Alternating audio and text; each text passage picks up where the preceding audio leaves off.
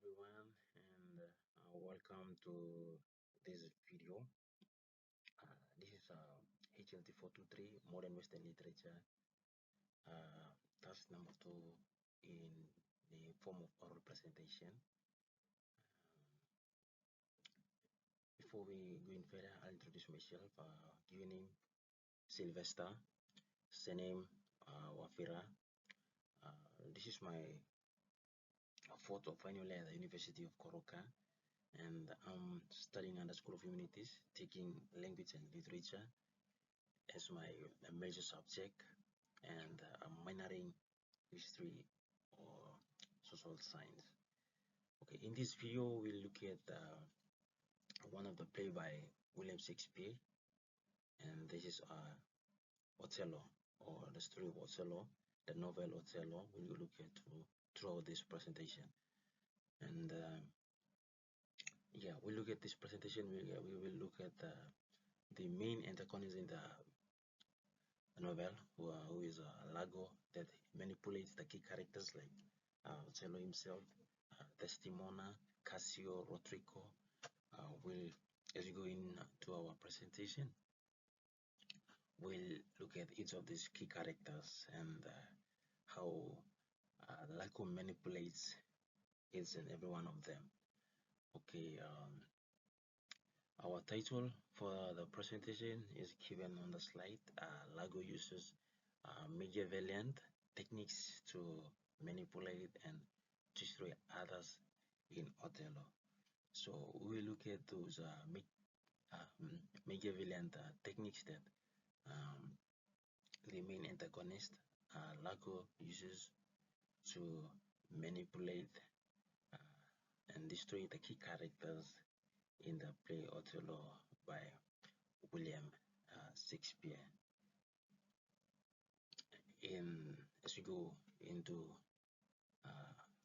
each of the slide, and we'll discuss that.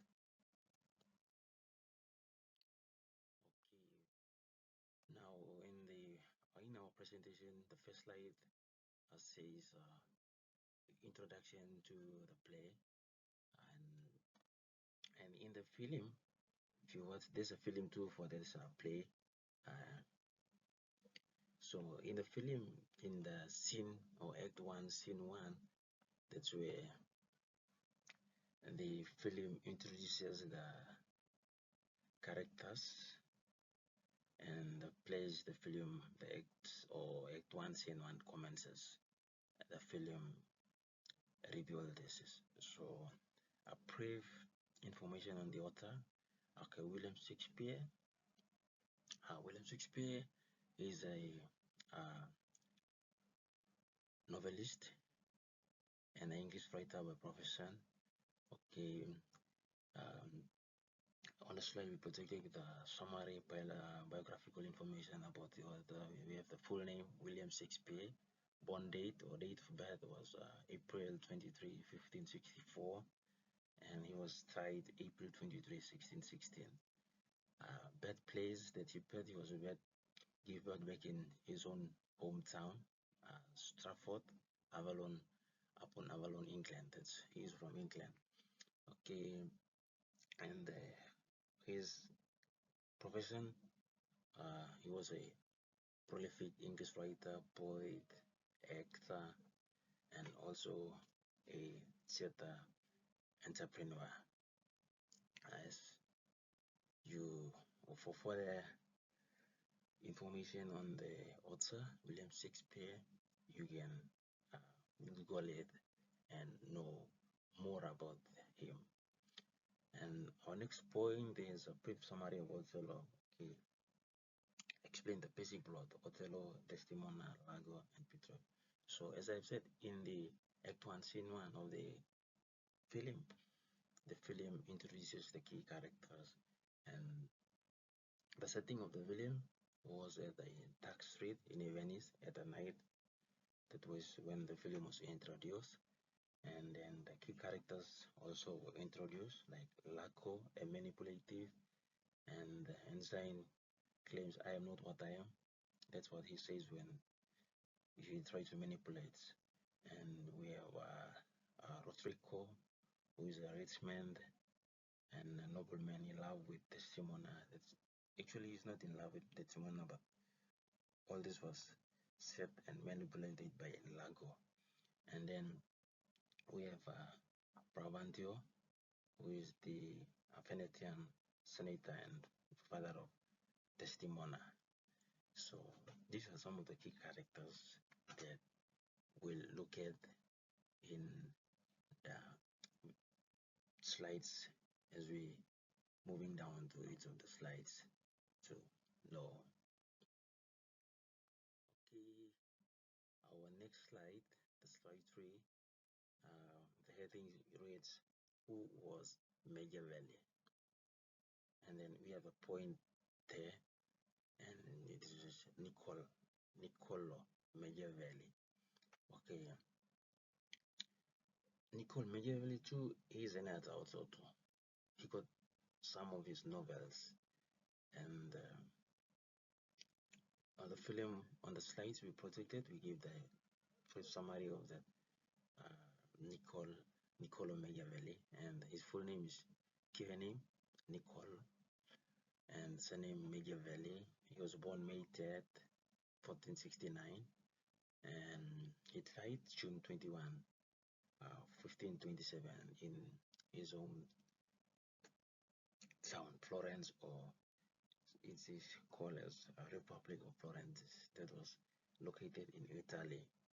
And he lives as a Florentine diplomat, civil servant, and a political philosopher and writer. Okay, and that's the person, Niccolo Machiavelli. He's one of the writer too. Okay, the next point was the Prince. Okay, the Prince is the novelist or artwork or literature work by the person Niccolo Machiavelli. So the Prince was one of his famous, or one of the famous Niccolo Machiavelli novel, and that was written in 1513. After a year, he was published in 1532. So now we'll explain. It says, explain what Machiavellian means in simple terms. Okay, so we look at what Machiavellian means in simple terms. Okay, as we see that what Machiavellian is, it's like it's an adjective. So Machiavellianism is an adjective that is used in the play of Othello to describe someone who is cunning and manipulative and also ruthless in exhibiting his or her own goals and dreams. So in simple way, in respect to the play Othello, we say that Machiavelli is a term or is an adjective term that is used in describing a person who is cunning, ruthless, manipulative, and do things in his own interest to achieve his own goals and dreams. So, and to achieve his own goal and dreams. Okay, moving on to slide number 4. We have the definition of Machiavellian traits, Act 3, Scene 3. So we have the bullet points there. Bullet point number 1 is manipulation. Bullet point number 2 is deception. And bullet point number 3 is lack of morality. Bullet point 4, strategic thinking. So we're going to look at each of these bullet points stated, and we're going to connect all these bullet points given above in a format of literature. We're going to summarize them with the literature. So in bullet point number 1, we say manipulation. Now this manipulation, all this manipulation done in the play, we already know that it's done by Lago. The main antagonist is Lago, and anything to do with manipulation to a key character is still correlates or relates to Lago. So at the Act 3, Scene 3 of the Shakespeare's Othello, we will look at this manipulation, and manipulation is also also known as the poisoning of mind. So Lago used manipulation to exploit Othello's insecurities and turn it into a weapons. So and to force Othello to imagine his own scenarios, making him like puppet and all this, like he's manipulating him. So that's on plan. And then we have the next one is deception. Deception, Lago appears a honest Lago to all characters. Like in deception, is pretending, is giving his point of view, like he's honest to uh, every characters inside, but he is honest, but he keep this the mindset behind him or interest behind him keeping for himself and pretending to appear to all these other characters as honest. And then we have lack of morality. So in lack of morality in respect to the Othello or respect to play Othello, we say that Lago feels no guilty for chaos he causes. Like he lack morality. He don't realize that what he was doing is wrong. So he doesn't feel guilty on guilty about anything he done in a play. So we can say that he was like not feeling guilty of anything. So he and when if you watch the film, he says that he tells Rodrigo that I am not what I am. It's like actually he declaring himself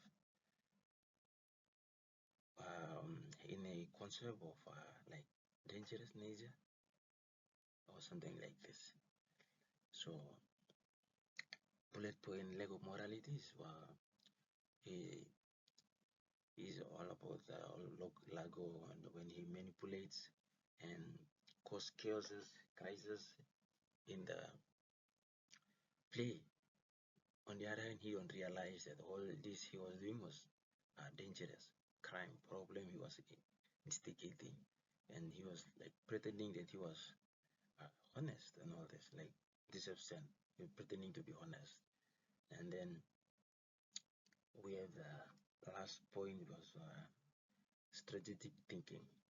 Okay, in strategic thinking, uh, we Lagu is like he's too cunning in his thinking and reaction.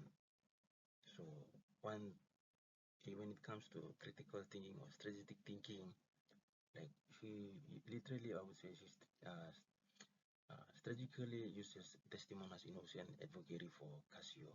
Like he was critical in thinking and he used words like twisting and everything. Like he used Desdemona and all this to twisting of virtue and evidence of adultery and all this. So he also plans to plan Desdemona's and handicap and Cassio's logging and then will provoking ability to manipulate events to fit into the narrator. So like for this plot point now we know that um, Lago uses like he was like manipulating in different ways like and then pretending to be honest, deception and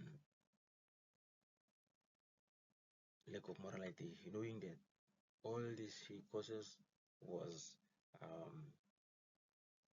he doesn't realize that he was causing damages, effects, problems with involved in the play and strategy thinking like he's very cunning, good in tricking, using like actually all is lies he doesn't use directly. He's using the words indirectly to manipulate and all this. That's what it when it's on the plot when we state strategic thinking. And then all these points now connected to literature. Okay, we say that these Machiavellian traits in literature will be like these characters say Lagos' ability to manipulate, plot, and act without empathy. So That's on this slide. So moving on to yeah, back to the video. Okay, the next bullet point is his relationship with Othello. So in Act 1, Scene 1, Othello, Laco's relationship with Othello is defined by deep-seated hatred and professional jealousy. Like his relationship with Othello, like he has a hatred, jealousy, and all this towards uh, Othello. So Laco reveals to Rodrigo that he despises Othello for passing his over a promotion in favor of uh, Michael Cassio and declaring his intent to deceptively serve his turn upon him. So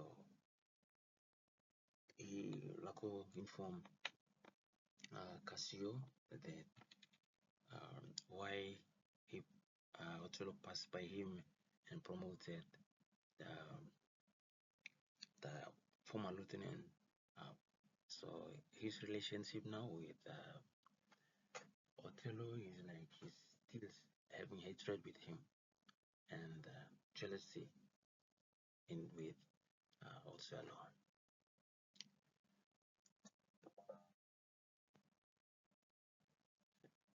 and all this. So as we move on in the slides, we'll continue to explain and know more about um, the relationship and act and manipulation, all this.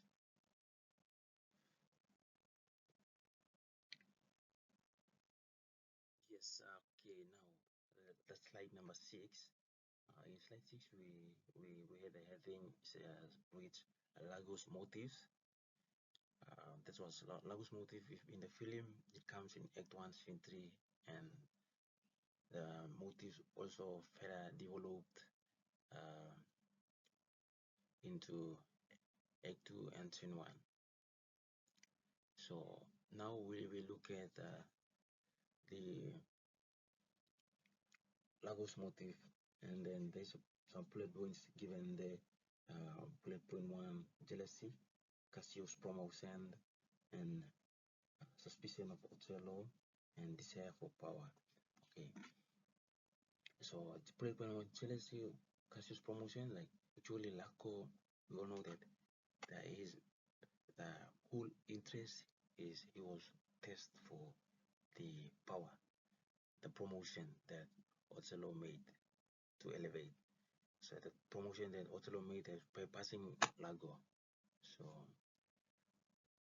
that's some of the one of the motive that it in the bullet point 1 where we stated jealousy, Cassio's promotion, and then all these motives he did, despite was interest like personal interest that Lago have in terms regarding power. So bullet point 1, we stated that Cassius promotion is like a jealousy when Lago is deeply pretend that Michael Cassio was promoted. Like when Michael Cassio was when Othello promoted Cassio over Lago, Lago developed a frustration in himself that why he was bypassing me, and then promoted Michael Cassio as the lieutenant, and with little practical experience and all this. So that's the Cassius promotion. That's all for bullet point number 1.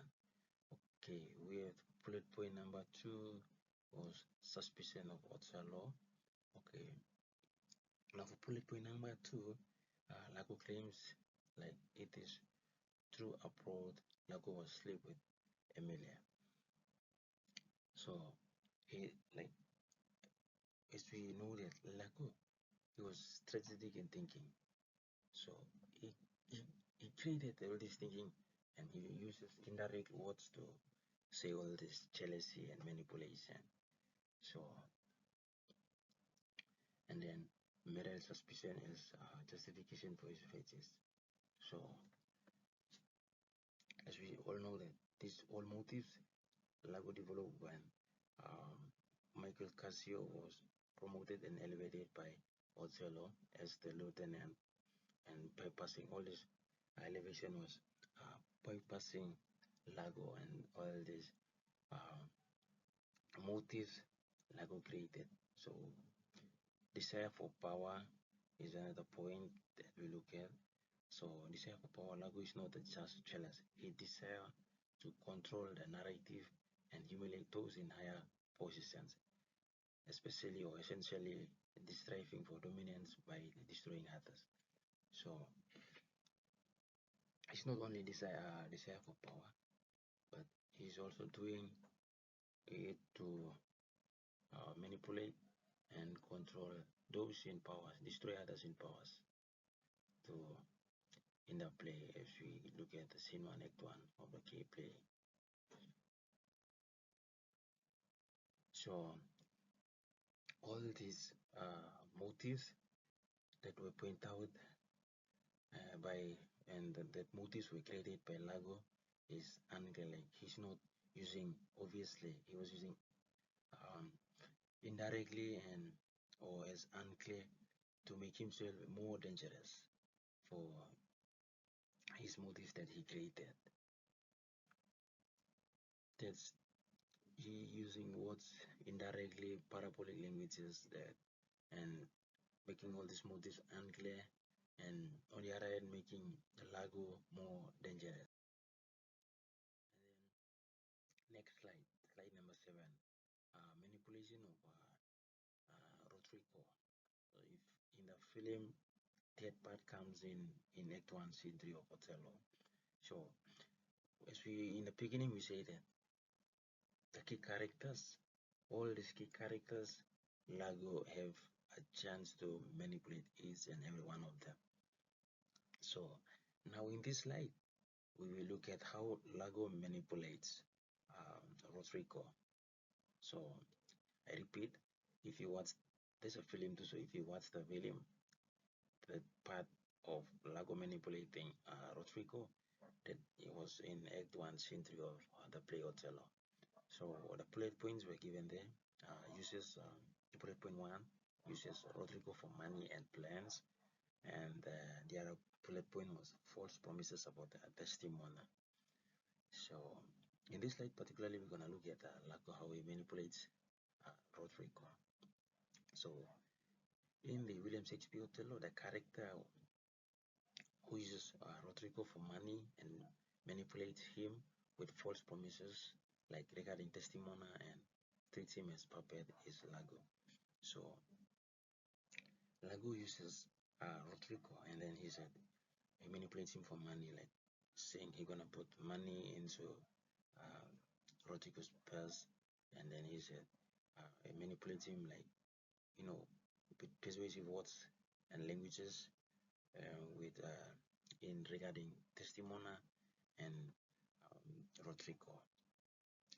So he in further we look at was like putting money in his purse. Like he repeatedly, Lago repeatedly saying all this, like to Rodrigo for using Rodrigo for money and plans, and so he said pursuing putting money in his bank, like, and then we have the next bullet on false promises, like Lago promises Rodrigo to testimony will soon tithe of Othello, like he's like as we know that he's like Lago was strategic in thinking, so he created like words uh, in reality saying that Desdemona will like have not having interest anymore to Othello, and she will fall in with Cassio, or not Cassio but Lotrico.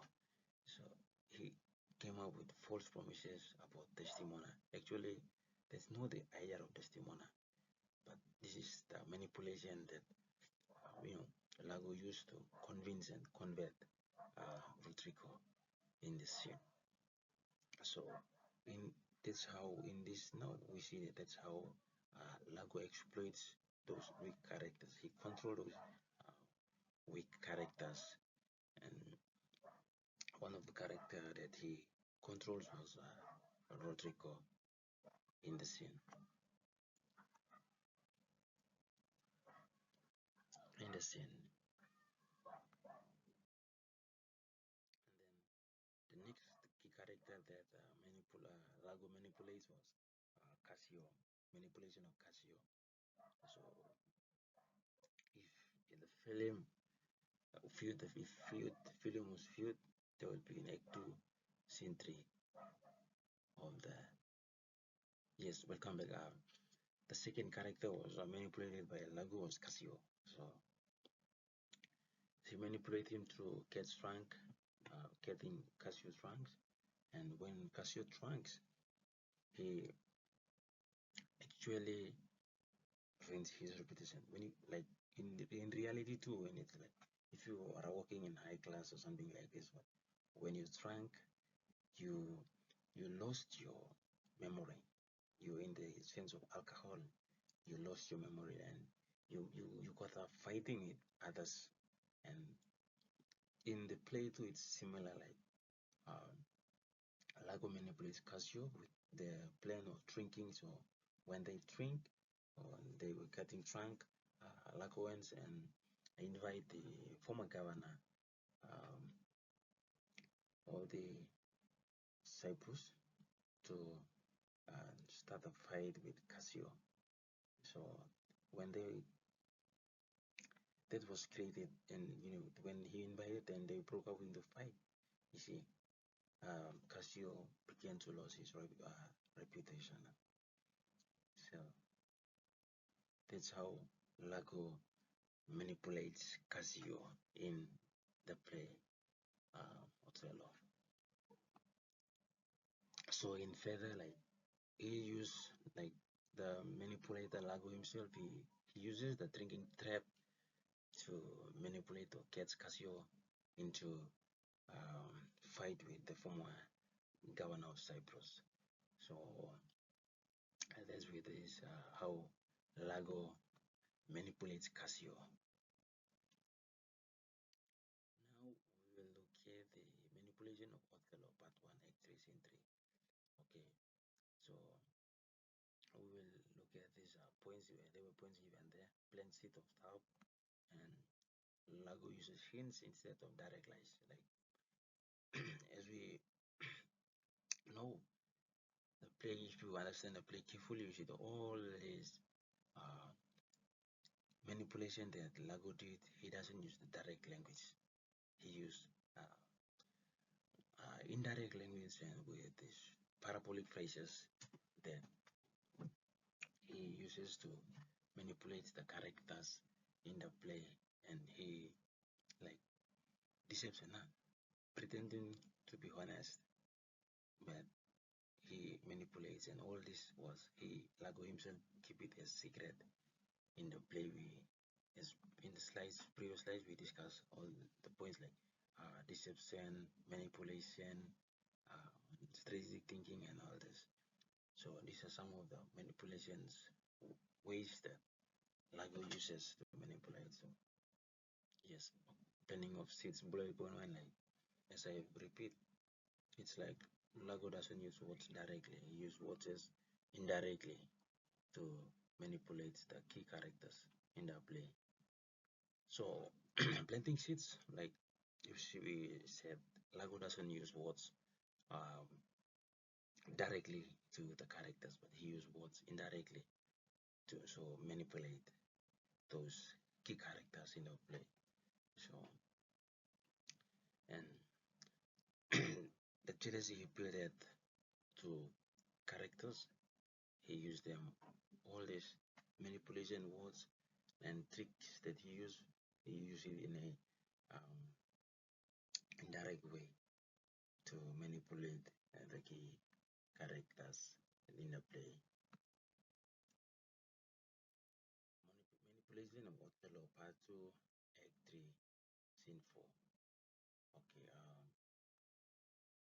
in this play part now we see the points were given the handkerchief and false evidence. So that negative is 10 years of false evidence to uh, that Lago creates that to manipulate Othello and create an insecurity in his mind. So Lago uses this to. So actually, the handkerchief was misplaced, but you know, ten that handkerchief was turned into a false evidence, and so this idea it was created by Lago himself that actually the handkerchief by testimonies he misplaced that handkerchief, but and then that handkerchief lost handkerchief was saving his um, saving into primary tool of false evidence, or we can say that it's in fact lies becoming tangible in the mind of Charles Othello.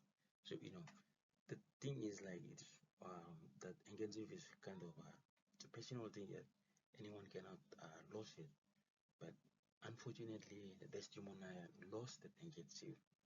So when they lost, and then the idea of manipulation by Lago is continuing. So when Lago see the handkerchief, he got the handkerchief and then use it as a false evidence to create jealousy of testimony.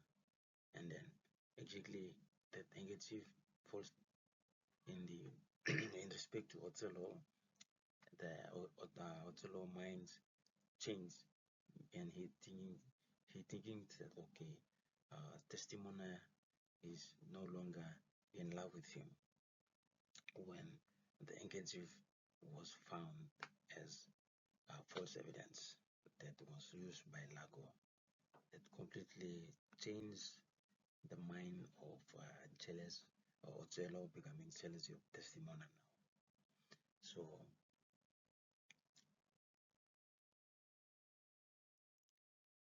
use of a deception and appearance. Okay, we we see this plot points the honest Lago and appearance versus reality. Okay, and then explains dramatic irony. Audience knows truth turn the character.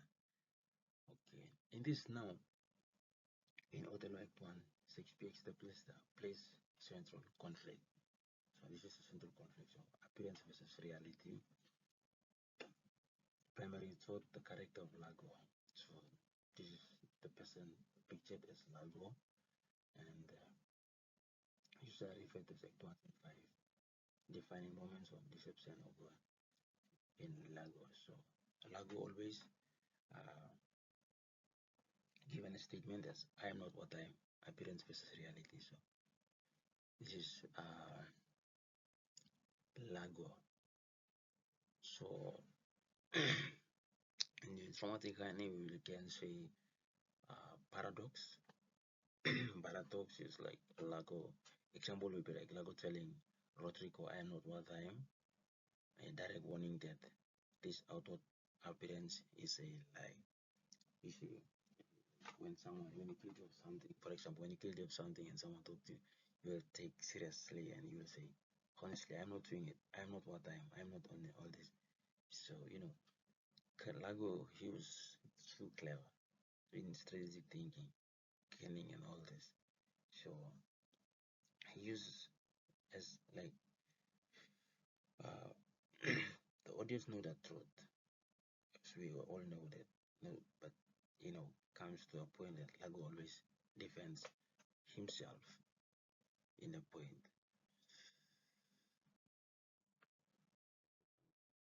Next one is the level of morality. So, and then we have the points where no guilty caused death to testimony. So after all frustration, Lago created and manipulated Othello that comes to a point where Othello found himself not guilty of causing deaths to Desdemona and Emilia. So in the film Act 5 Scene 2, we will see that which highlight Lago fits Machiavellian cruelty. Okay, so Lago, all frustration were built up, and then also into a room, and then he have no guilty of what he will be doing. Okay, or what he will be doing now. So the lack of morality is in respect to the play. This is the climax part of the play's moral decay, where complete lack of morality, and which is driven by Lagos uh, yeah, imagination and Othello's utilization jealousy and in this climax part. Okay, result in unnecessary death of Desdemona and Emilia that is caused by Othello himself. So, and the scene also is categorized by justice, where Othello justifies his murder guilty until his very end. So that's the Lego morality is the key area in the is no it's the key and complex in the scene of the play.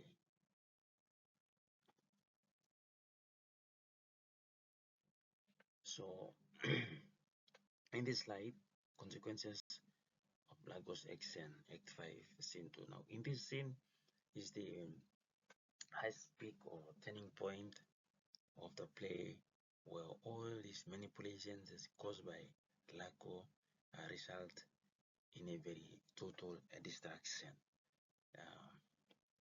Yeah, it is a very high peak of the play in respect to Othello, and this in this scene, the result of all the causes and manipulations that Lago did to all the key characters were like it resulted in a very chaotic destruction alongside with the deaths of three main key characters, and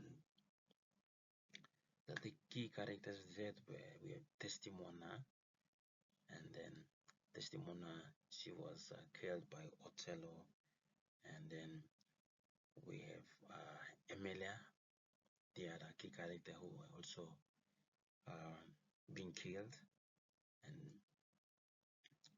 by realizing her husband's Lagos role in the plot, she exposed him. And then we have Rodrigo, the other character who was also killed, Act 5 Scene 1, that killed by Lago. And so he doesn't expose the plot to kill Casio. So in this now we realizing that this is the highest peak or the play Othello. Then we have why Lago is a perfect Machiavellian villain, Act 3 Scene 3. And then we have these bullet points controls others, thinking strategically, and lack ethics. So all these bullet points, we're going to summarize how they fit all Machiavellian traits. Okay, of this summary. So in this play now, we see that Lago is considered as a quintessential Machiavellian villain in Shakespeare's Othello, particularly in Act 3, Scene 3.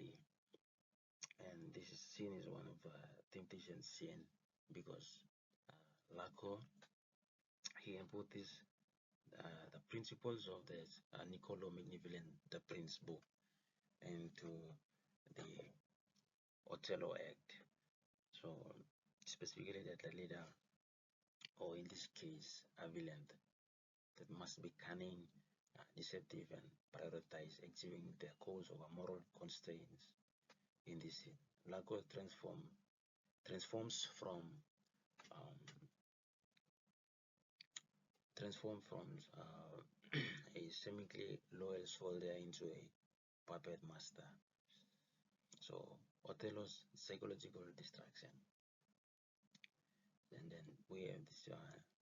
So while Lago is a perfect villain in this Act 3, Scene 3, is, we can say that he's the master of honesty. Like throughout his scene, Lago maintains his reputation as a honest Lago, and it's a crucial villain technique where the villain distinguishes evil intention as loyalty by appearing reluctant to share these thoughts about Cassio and Desdemona. He forces Othello to demand them, making Othello think that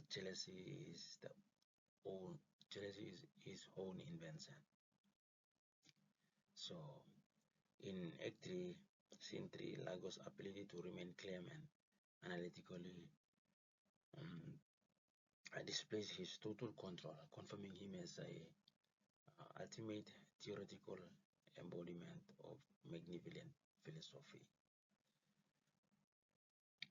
So summarize is everything in with the um, while Lago still remains a Machiavellian in the play. The conclusion to the presentation, we had 5 century in the conclusion now, and then we have restate the main ideas, final thoughts, and of this. So with restate to main ideas now, um, we restate one of the main ideas will be the key, the murder of Desdemona, and Othello enters bedchamber, the farming the murder not as a personal crime but as a sacrifice. So to prevent her from betraying more men, you know. And then despite her pleas to of innocent, he smothers her, showing the final trump of illusion over reality. And then in further summarization, again, the other one will be like the revelation of truth, like Bartolo reveals the truth, like Emilia having discovered the plot reveals Lagos lies, and particularly regarding the handkerchief and uh, yeah, reveals lies, particularly regarding handkerchief and you know, and this forces Othello to realize that he has killed an innocent woman, destroying his own happiness based on false proof.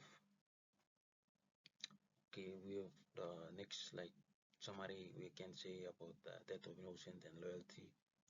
Desdemona dies declaring her love for Othello, while Emilia is killed by her husband Lago for being loyal to truth, highlighting the extreme of the male characters. And finally, to Othello's suicide, upon realizing his error, like after all Othello did, he realized that all this were not true. So Othello decided to commit suicide of himself. And so upon his errors, Othello is filled with deep rumors.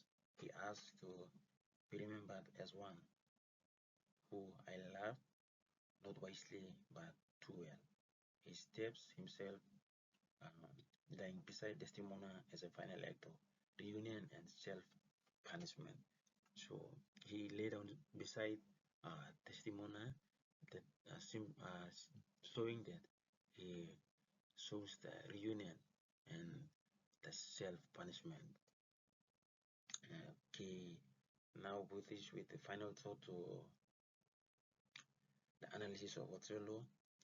Okay, Othello's tragedy or tragic ending highlights a profound distraction caused by jealousy, insecurity, and the failure of distinguish appearance from reality.